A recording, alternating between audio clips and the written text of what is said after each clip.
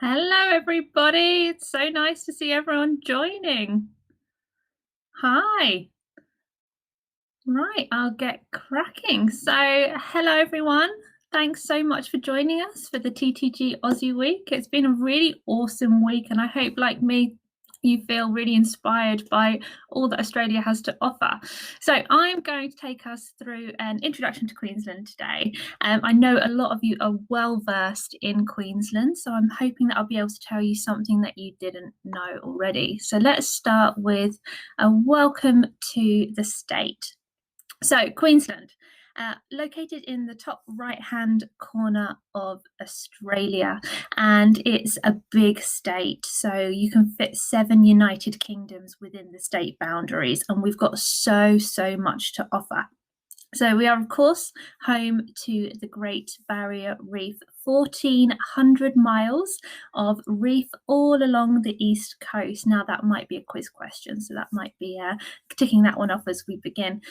Home to 300 days of sunshine. We're known as the Sunshine State for very good reason.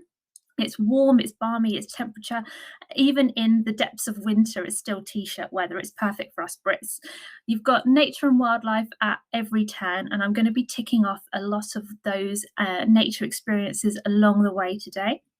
Friendly locals, like Queenslanders, are the most welcoming people. They will welcome you into their homes if they could, and that's a real draw card for the state. Adventure every turn, whether it's a soft adventure or a high octane skydive out of a plane at 15,000 feet. We've got a lot of those amazing adventure experiences, which I'm going to cover off some of those today as well. And also a really rich Indigenous culture. We are home to two of the Indigenous cultures, the Aboriginal and the Torres Strait Islander people as well. So there's Indigenous encounters throughout the state, which I'm going to touch on a lot of those as well too.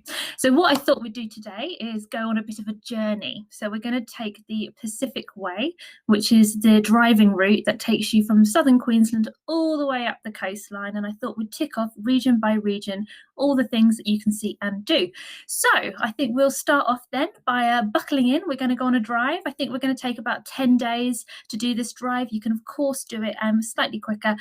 My recommendation is to take slightly longer. 2 weeks would be perfect to do this journey. Right, let's get cracking. We're going to start in the Gold Coast. So Gold Coast is, as many of you know, just a quintessentially Australian destination. It's a coastal city. It's famous for its beaches for very good reason. You can see one of the beaches that I have pictured here. This runs the length of the city. But the region has so much more than just beaches. It's got a fantastic foodie scene. It's got culture in abundance. It's got Indigenous culture and experiences too. And what I wanted to demonstrate here is just the colours. So you've got pretty epic colours to be found here. Golden beaches. Now on the left-hand side here, you've got Talabajara Creek. Now this is where you can join an Indigenous tour. You can head out barefoot along the waterways, hearing the Dreamtime stories of the local culture here. You've got these incredible sapphire blues. You've got surfing. Burley Heads at the top here is a real hub of surfing. You'll head out there and see the surfers walking barefoot through the city, heading out to the beaches. Head up in a helicopter, see the city from a bird's eye view. And for me, it's the whale watching here. You can go out on a cruise and see humpback whales migrating along the city. So you've got this real rich blue colour. And then head just 30 minutes out from the city centre, head up into the hinterland, and you've got these incredible greens. You've got the Springbok National Park, you've got Lamington National Park too there, you've got waterfalls, you've got rainforest, you've got hiking that you can do there.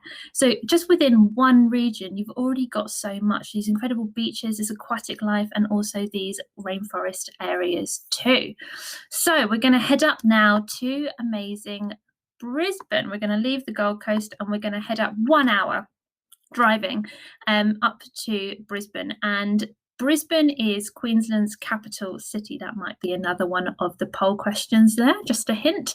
Now, Brisbane has undergone a really exciting transition in the last few years. It's undergone a huge sort of move towards being a very leisure-centric city. And it's got an awful lot to offer. A whole host of new hotels have opened up. For example, the Emporium Hotel that you can see pictured here with this incredible infinity pool that overlooks the river and the rest of the skyline. But new hotels like the W Hotel, we've got an Avolo X Brisbane that's just opened up, a really cool hotel called the Khalil, just to name a few. What I love about the city is very much the alfresco nature of it. Everything in Brisbane is best to be enjoyed outside, and that's down to the fact that you've got 300 days of sunshine and that lovely warm balmy temperature as well.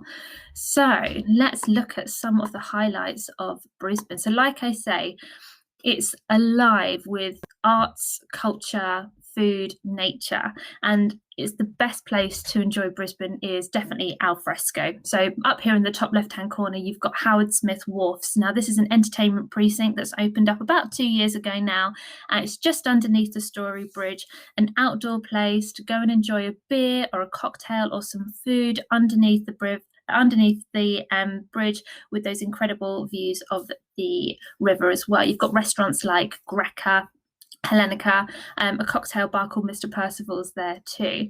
But the city is, go and grab some of the local produce from one of the farmers markets, head out to Roma Street Park and enjoy a picnic surrounded by nature. You've got the parakeets, you've got cockatoos, you just feel like you're in a paradise setting. Or maybe even head just half an hour, 40 minutes outside of the main city and head to a place like Sirimo Winery. This is where you just feel completely immersed in nature there as well. And the restaurant scene, like I say, has taken a real uptick in the last few years too. You've got some really great award-winning restaurants opened up here. Agnes Restaurant is a really great option that you can see pictured there in the middle. Three Blue Ducks, Otto, a really great French place, Bisou Bisou. They're all there to be enjoyed. And the art scene has taken a real increase in the last few years too. You've got the Queensland Art Gallery of Modern Art there at the top. Now that's a great place to enjoy Indigenous art, but also modern art, and they've had some really cool exhibitions come through the city, so it's really opening up there.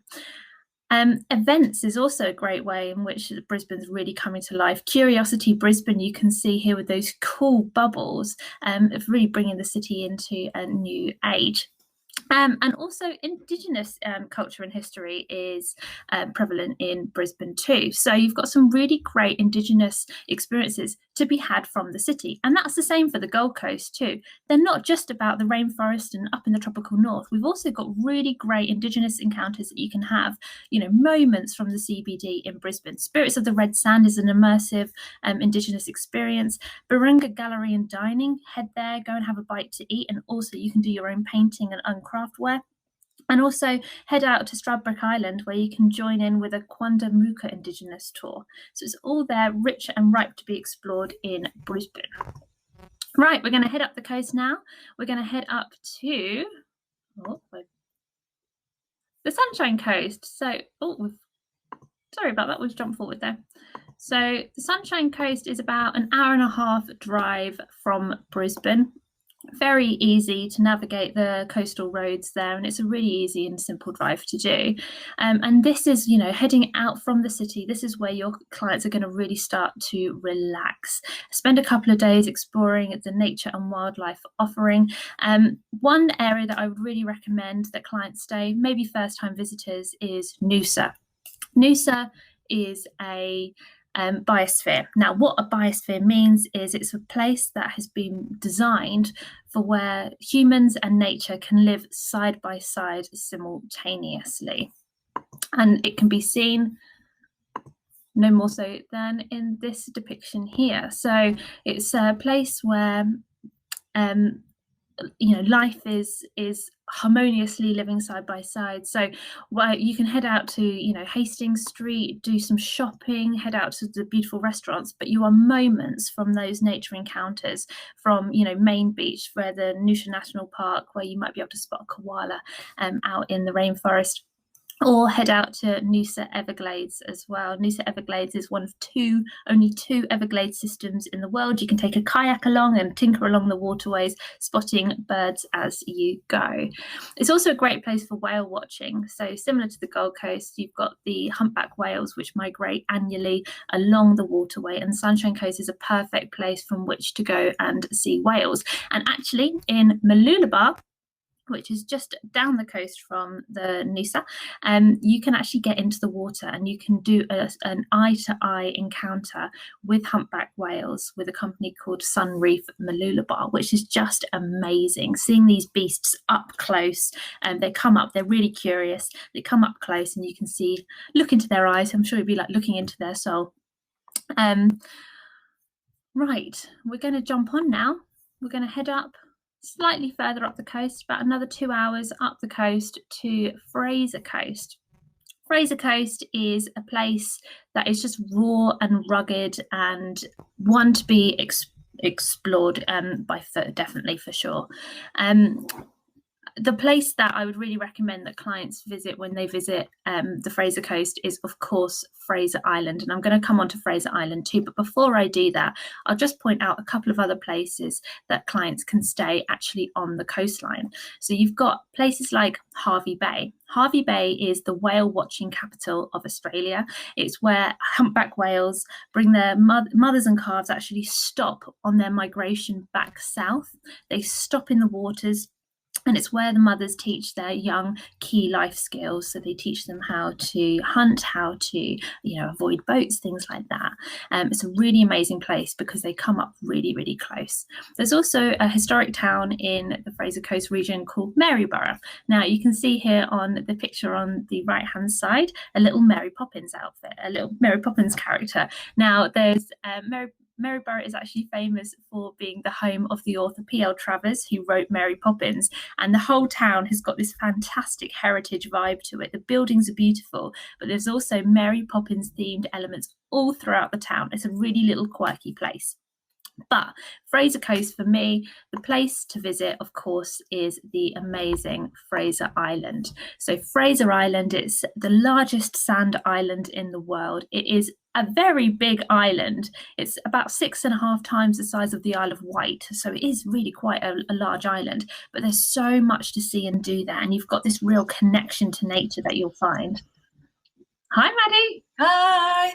We've got a few minutes left for questions. So wonderful. Have you got much more to go, or are we good to move on to questions? We can move on to questions. That's absolutely fine. All right, lovely. We've had a few come in. Elaine is asking could you please repeat the name of the beach where the Aboriginal tour was? It's on Talibajara Creek. Great. Thank you. I'll tell you what, I'll pop the name of it into the chat now because it is Talibajara Creek. There we go. Great. And what else we had? We've got Sarah is asking, when is the best time to see the mother and baby humpbacks at Hervey Bay? So the whales migrate between July and October, but on their return journey, you're better off seeing them between about August and October because they're on the way back down. Okay, great. If anyone has any other questions, please do pop them in the chat. Did you want to continue with your slides and then we can come back to questions if we get any more in? Yeah, of course. Awesome. So we're in Fraser Island. So heaps to do and see in Fraser Island. You've got some of the real icons there: Lake Mackenzie, the SS Mahino, 75-mile beach where you can literally drive your 4x4 down the beach, and there's lots to see there as well. The dingoes run on the beach. They're said to be some of the purest breed of dingoes in Australia as well.